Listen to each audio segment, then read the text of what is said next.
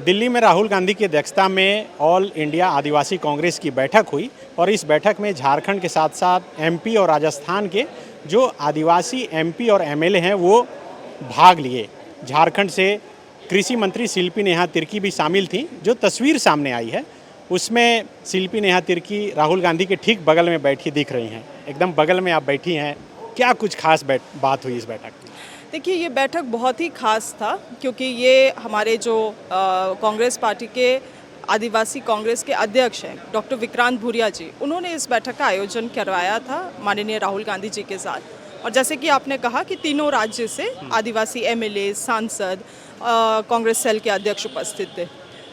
मुख्य रूप से राहुल गांधी जी जानना चाहते थे कि आदिवासी मुद्दे इन राज्यों में है क्या और उसको कैसे हम लोगों को टैकल करना है, और साथ ही साथ उनका विजन आदिवासियों को लेके इस देश में क्या है उसको भी वो बतलाने का काम किए। और तीनों राज्य के नेतागण को टास्क भी दिया गया है और उस टास्क में यही है कि पहला चीज़ तो आदिवासियों के बीच में हमें लीडरशिप डेवलप करना है। उन्होंने ये कहा है कि अगर वो आदिवासी का मुद्दा है तो वो आदिवासी ही रखे, पटल पे वो आदिवासी ही रखे। और यही कारण था कि आज उन्होंने हमें बुलाया इन चीज़ों को जानने के लिए।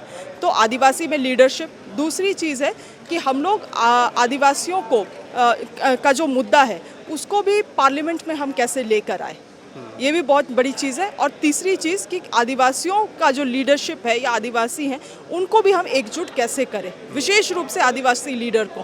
क्योंकि आज क्या हो रहा है, सभी लोग अपने अपने स्तर में आदिवासियों का मुद्दा उठा रहे हैं, मगर कोई इस पटल से, कोई उस पटल से, कोई इस तरह से।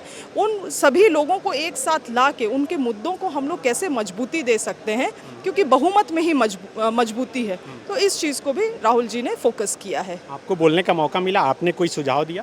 बिल्कुल बिल्कुल, उन्होंने सबका बात सुना। वहाँ जितने लोग भी उपस्थित थे, मैंने अपने तरफ से 4 मुद्दे रखे। पहला चीज़ तो आज झारखंड में जो लैंड का समस्या है, सबसे बड़ा इशू है, जो लैंड डिजिटलाइजेशन हुआ रघुवर दास की सरकार में, उसके बाद अनान फनान में ये जो प्रोसेस किया गया। मैंने ये भी कहा कि शिल्पी नेहा तिर्की का ज़मीन राहुल गांधी जी का नाम चढ़ गया है और रकबा 0 हो गया है, पंजी 2 में गलत चीज़ों को चढ़ा दिया गया है। तो इस तरह से आज आदिवासी दर दर भटक रहा है सुधार करने के लिए। आपको मैं बतलाना चाहूँगी, भारत सरकार के पोर्टल में दिखाता है कि 99% ज़मीन ऑनलाइन हो गया है। सच्चाई ये है कि बहुत सारे ऐसे ब्लॉक हैं जिसमें 70% से अधिक ज़मीन भी आज तक ऑनलाइन नहीं हो पाया है। बहुत सारी ऐसी समस्याएं हैं और इसके लिए पहला चीज़ तो एक लैंड सर्वे की आवश्यकता है झारखंड में, बहुत ज़रूरी।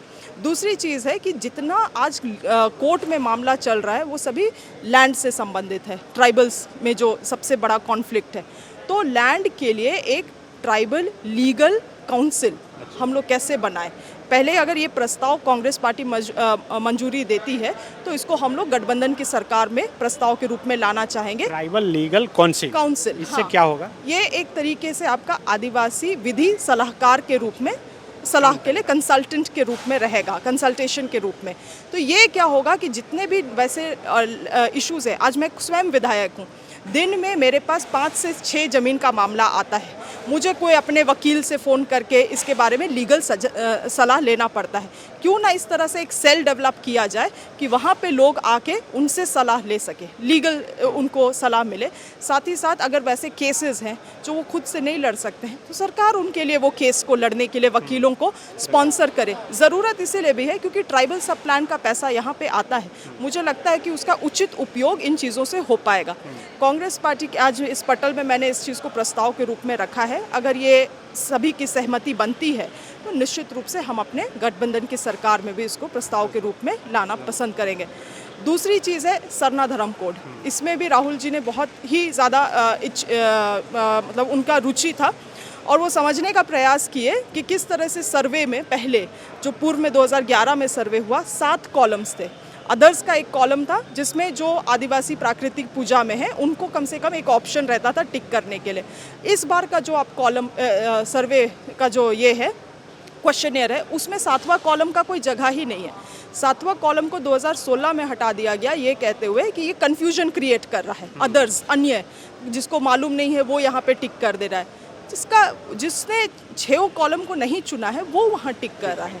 तो वैसे आदिवासियों के लिए कम से कम कोई जगह था, आज वो जगह हटा दिया गया। तो उसको भी उन्होंने बहुत गंभीरता से लिया और ये कहा कि अगर सेंसस होना है, जातिगत जनगणना होना है, तो ये 7वां कॉलम निश्चित होना चाहिए। This is unfair to the tribals, उन्होंने ये भी बात कहा। तीसरी चीज़ है जो जादूगोड़ा में, सिंहभूम में जो जादूगोड़ा में हो रहा है, आप देखते होंगे यूरेनियम का एक्सट्रैक्शन होता है, हैदराबाद ले जाया जा रहा है उसको प्रोसेसिंग के लिए, और फिर वहाँ से जितना भी न्यूक्लियर वेस्ट है उसको यहाँ पे डंप कर दिया जाता है। सालों सालों में इतना ज़्यादा डिफॉर्मिटी हो गया है। आज अगर आप सेंट्रल गवर्नमेंट से पूछेंगे इसके बारे में, क्योंकि कई बार RTI भी किया गया है, सेंट्रल गवर्नमेंट साफ इसको नकारती है कि हमारे पास ऐसा कोई सा भी रिपोर्ट नहीं आया है। वो सीरियस एक क्राइसिस है, इन्वायरमेंटल क्राइसिस है, लोगों में फिजिकल क्राइसिस है। और मैंने इस चीज़ को जब कहा तो राहुल गांधी जी ने भी काफ़ी इच्छुक थे, उन्होंने कुछ सर्वेज और रिसर्च भी इसमें मांगा है, तो मैं उनको मटेरियल भी प्रोवाइड करूँगी होपफुली, क्योंकि वो नेता प्रतिपक्ष भी है आज के दिन में, तो इन सभी चीज़ों को वो पार्लियामेंट तक भी रख सकते हैं और उनकी आवाज़ तो पूरा देश सुनता है। और जो बीजेपी की सरकार है उनको भी मजबूरन उनकी आवाज़ को सुनना पड़ता है। और आखिरी चीज़ है डिलिमिटेशन को लेके कि जनगणना अगर होता है तो बहुत लोग कह रहे हैं कि ये वरदान साबित होगा हमारे लिए, जातिगत जनगणना या जनगणना, मगर आदिवासियों के लिए आप देखते हैं झारखंड में जिस तरह से इन्फ्लक्स हुआ है पॉपुलेशन का, आदिवासियों की संख्या घटी है, आदिवासी यहाँ से पलायन किए हैं, वैसी स्थिति में अगर आप पॉपुलेशन को आधार बनाते हुए आदिवासियों की सीट को, रिजर्व्ड सीट को अगर अनरिजर्व्ड कर देंगे तो ये तो मतलब हम जो आदिवासी अस्मिता को बचाने का बात करते हैं वही वहाँ पे ख़त्म हो जाएगा। तो ये बात को भी मैंने कहा है और उसको गंभीरता से उन्होंने लिया है। तो कुल मिला के मुझे लगता है एक बहुत ही विस्तार पूर्वक डिस्कशन रहा, सभी लोगों का बात उन्होंने सुना है और ख़ास करके जो हमें टास्क दिया गया है, हम समझते हैं कि उस टास्क में इतना गंभीरता है कि उन्होंने स्वयं कहा है कि ये जो आदिवासी लीडरशिप हम डेवलप करना चाह रहे हैं, अगर इस तरह के ट्रेनिंग प्रोग्राम में आप चाहते हैं कि मैं स्वयं आऊँ तो मैं भी आने के लिए तैयार हूँ। क्या टास्क है?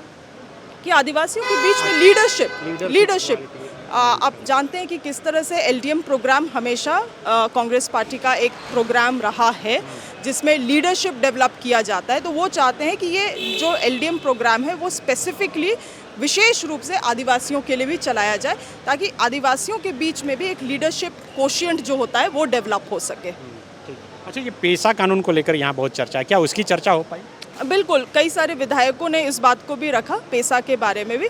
और देखिए पेशा के बारे में तो क्योंकि हमारे कांग्रेस पार्टी के जो प्रभारी हैं आदरणीय राजू जी, वो लगातार आ रहे हैं, तो राहुल जी इसकी गंभीरता को भी समझते हैं और जानते हैं। और निश्चित रूप से जो चीज़ें प्रक्रिया करने के बाद जो निर्णय लेना है हम लोगों को वो लिया जाएगा। इनफैक्ट हाल ही के दिनों में जब आदरणीय माननीय मुख्यमंत्री जी से भी मुलाकात हुई थी तो उन्होंने भी कहा है कि आप लोग जब इन चीज़ों को क्लियर कर लेंगे तो एक बार संयुक्त रूप से बैठक करके भी हम लोग जो फैसला लेना है उसको हम लोग ले लेंगे। झारखंड आने को लेकर कोई बातचीत हुई, कब आएंगे? हाँ, वो तो बहुत इच्छुक थे। उन्होंने इस बात को भी कहा सनी जी कि आप लोग मुझे केवल चुनाव के समय मत बुलाइए। उन्होंने मुझे कहा है कि आप लोग लगातार कार्यक्रम करिए, लोगों के बीच में जाइए। और मैंने जैसे कहा कि इस LDM प्रोग्राम अगर आप ट्रेनिंग प्रोग्राम करते हैं, आप चाहते हैं कि उनमें से किसी ट्रेनिंग प्रोग्राम में मैं स्वयं आऊँ या खड़गे जी आए या प्रियंका जी आए, आप हमें बताइए, हम लोग उसी तरह से लाइन अप करेंगे।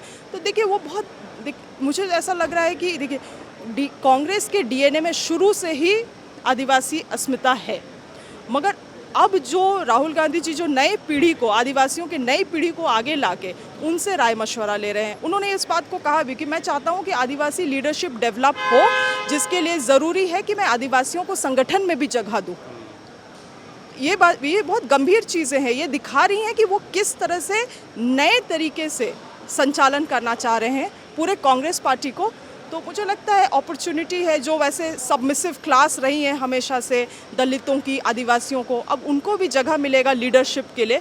जब मेरिट को भी आने का समय मिलेगा, आगे आने का ये मिलेगा, एक अपॉर्चुनिटी मिलेगा, तो मुझे लगता है कुछ नई चीज़ें तो ज़रूर होंगी और सफल चीज़ें होंगी। गोल, जहां 27 वर्षों के सफर में 17,000 से भी अधिक छात्रों ने डॉक्टर एवं इंजीनियर बनकर भरे सफलता की ऊंची उड़ान, जहां साधारण छात्र भी झारखंड टॉपर्स बनकर बना रहे इतिहास। दूरदर्शी शिक्षाविद श्री विपिन सिंह के मार्गदर्शन में मेडिकल एवं इंजीनियरिंग के लाखों छात्रों के लिए आशा की किरण के रूप में गोल, नेशंस लीडिंग इंस्टीट्यूट। बायोम सिर्फ मेडिकल प्रिपरेशन का संस्थान। बायोम से लगातार दूसरी बार नीट यूजी में 700 मार्क्स पार। 10th पास स्टूडेंट्स के लिए फाउंडेशन कोर्स, 11th पास स्टूडेंट्स के लिए फ्रेशर कोर्स और 12th पास स्टूडेंट्स के लिए टारगेट कोर्स 17 अप्रैल से शुरू हो रहे हैं। कॉल 7360066190 और visit Biome, circular road near women's college and Hinoo, Ranchi. thefollowup.in. Like, share, and subscribe.